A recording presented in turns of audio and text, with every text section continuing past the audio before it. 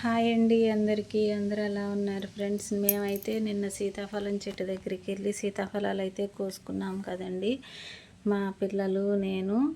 అయితే అప్పటికే సాయంత్రం అయిపోయింది, వర్షం పడిపోతుందన్నమాట. మేము చెట్టు దగ్గరికి వెళ్ళేసరికి చినుకులు అప్పుడే స్టార్ట్ అయ్యాయి. అందుకని చెప్పి మేము ఎన్ని కాయలు కోసామో మీకైతే చూపించలేకపోయాను. చూడండి ఫ్రెండ్స్, అందుకని చెప్పి ఇప్పుడు వీడియో చేస్తున్నాను. చూడండి, కాయలు అయితే చక్కగా బాగున్నాయి అన్నమాట. ఇంకా చెట్టుకి ఇంకా కొన్ని ఉన్నాయండి. మేమైతే తయారైన కాయలు మాత్రమే కోసుకొచ్చాము. వర్షం పడుతుందని చెప్పి కోసుకొని వచ్చేసామన్నమాట. కాయలు అయితే చూపించలేదు మీకు. ఇదిగోండి,